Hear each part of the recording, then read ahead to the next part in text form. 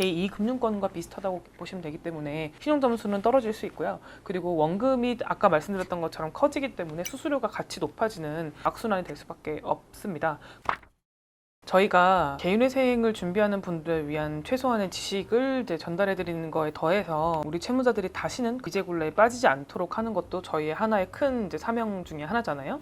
그 중에 한 가지 일환으로 대표적으로 문제가 되는 그런 부분들을 조금씩 소개를 해드리고 있는데, 오늘은 이제 리볼빙에 대해서 말씀을 드리려고 해요. 리볼빙이라고 하면은 용어가 조금 생소하실 수도 있고 그런 뜻이 전혀 유추가 안 되실 수도 있을 것 같은데, 이게 영어로는 이제 회전하다, 한다, 돈다 뭐 이런 뜻이에요. 약정된 결제일에 최소 금액만 을 결제를 하고 나머지 대금을 대출로 이전하는 회전 결제 방식을 말하는 거거든요. 이거에 대한 정식 명칭은 일부 결제 금액 2월 약정 서비스라고 합니다. 신용카드를 가입할 때 최소 결제 비율을 지정을 해두고 그 비율만큼의 신용카드 대금을 결제하고 나머지 신용카드 대금은 그 다음 달로 2월 돼서 결제가 되는 방식이라고 생각하시면 돼요. 여러분들 이해할 수 있게 예시를 좀 들어 설명을 드리면, 평균 한 100만 원 정도 카드 대금을 쓰시는 분이 있다고 치고 최소 결제 비율을 10%, 수수료율을 연 20%라고 가정을 했을 때 얼마가 나오는지를 좀 설명을 드리면, 첫 달에 카드 대금이 100만 원 나왔죠? 첫 달이니까 2월 된 카드 대금은 없고요. 수수료도 없어요. 최소 결제 비율이 10%니까 결제 대금은 10만 원이 될 거고, 채무로 다음 달로 넘어가는 2월 되는 금액은 90만 원이 되겠죠? 다음 달인 5월이 됐어요. 그러면 5월에도 내가 원래 100만 원을 쓰니까 원래 쓴 100만 원에 2월 된 카드 대금 90만 원, 그리고 그 90만 원에 대한 수수료를 연 20%를 계산하면은 14,790원이 되는 거고, 채무는 191만 4,794원, 결제 대금은 또다시 10%니까 191만 4,794원에 10%인 191만 1,479원이 결제가 되고 나머지가 또 2월 되는 방식이에요. 그러면 이제 6월이 되면 어떻게 되냐? 원래 내가 쓰는 100만 원에 2월 된 카드 대금 172만 3,315원에 수수료 2만 8,328원에 계속 붙잖아요. 그러니까 채무는 총 275만 1,644원이 되는 거고, 결제 대금은 27만 5,164원, 이런 식으로 되는 구조예요. 3개월만 봤을 때도 문제가 뭐냐, 나는 100만 원이면은 매달 카드값을 갚을 수가 있어요. 그런데 처음에 10만 원만 내고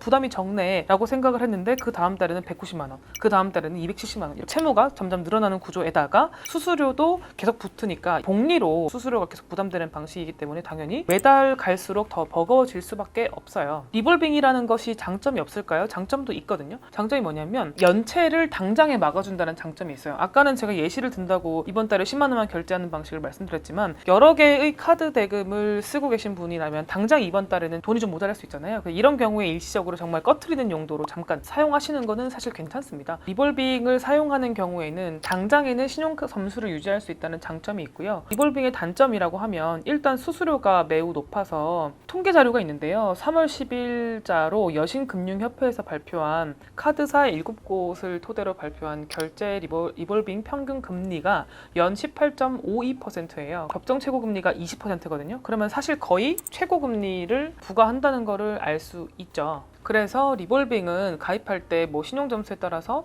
작게는 5%, 많게는 20%까지라고 설명을 하는데, 막상 사용하게 되면 거의 최고 금리라고 이제 이해를 하시면 됩니다. 장기간 리볼빙에 의존할 경우 연체만 안 될 뿐이지 제2금융권과 비슷하다고 보시면 되기 때문에 신용점수는 떨어질 수 있고요. 그리고 원금이 아까 말씀드렸던 것처럼 커지기 때문에 수수료가 같이 높아지는 악순환이 될 수밖에 없습니다. 리볼빙을 처음에 쓰다 보면은 내가 쓴 금액에 비해서 굉장히 적은 금액을 내잖아요. 그러다 보니까 불필요한 소비 습관을 부추기는 기회를 만들어주기도 해요. 그 리볼빙이라는 게 채무자들이 적극적으로 활용하는 것보다는 카드사에서 권유하는 경우가 많거든요. 카드사에서 손해볼 일을 권유하진 않겠죠. 그런 방식으로 채무자들을 지출을 늘리게 해주고 결국은 거기에 대한 책임을 채무자에게 부담시키는 방식으로 갈 수밖에 없다라고 보시면 될 것 같고요. 리볼빙으로 문제가 되시는 분들의 대부분은 20, 30대예요. 사실상 경제관념이 확고하게 자리 잡지 못한 상태에서 본인의 소득이 또 적은 분들이 많잖아요. 20, 30대 분들은. 그러다 보니까 이제 이런 상황에서 리볼빙으로 조금씩 해결하다가 더 이상 감당하지 못하는 이제 그런 경우들이 많은 것 같습니다.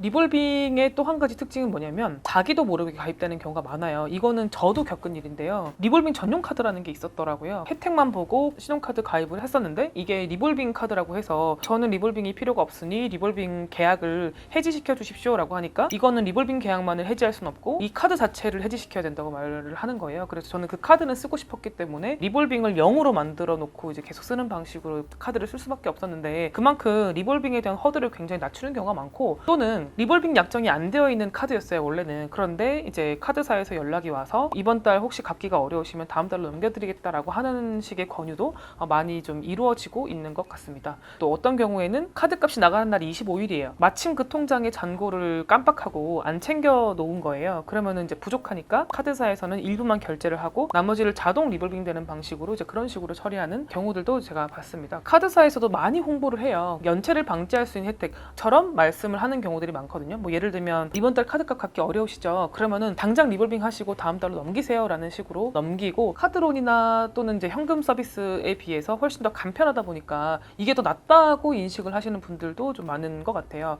특히나 이제 잘 모르는 이제 사회초년생들을 카드사에서 많이 타겟을 해서 사용을 권유하는 경우들이 좀 많은 것 같아요. 지금 이제 말씀드린 거를 보면은 장점은 굉장히 적고, 또는 어떤 희소한 경우 갑자기 지출이 많다든지 그렇게 일시적인 상황에서 사용하는 거는 괜찮지만, 장기적으로 이거를 활용하는 거는 단점이 더 많다라고 말씀을 드렸는데요. 리볼빙을 사용하시는 분들께 조언을 드린다면 당장 리볼빙을 사실 해지하시는 게 좋아요. 리볼빙에 가입되어 있는지를 한번 확인을 해보시고, 가입되어 있다면 해지하시는 것이 좋고요. 신용카드사에 전화를 하거나 또는 신용카드 내역서에 일부 결제금액 2월 약정 잔액이 얼마가 있는지를 확인하시면은 이제 아실 수가 있고요. 이미 리볼빙을 이용하고 계시거나 당장 낼 돈이 없어서 리볼빙을 사용을 생각하고 계신 분이라면 저신용자라도 비교적 낮은 금리로 돈을 빌릴 수 있는 햇살론 등을 고려해 보시는 것도 한 방법이 될 수 있고요. 그리고 이제 이자 부담을 낮출 수 있는 금리 인하 요구권을 한번 이용해 보시는 것도 좋은데요. 엄청나게 금리가 낮아지는 건 아닌데 그래도 취업 승진, 이직 이런 것들을 이유로 수수료를 깎아달라 또는 이제 이유를 깎아달라라는 요구를 저희가 할 수 있으니까요. 가능한지 아닌 건지에 대한 심사 결과를 알려주니까요. 이것도 한번 활용을 해보시는 게 좋을 것 같습니다.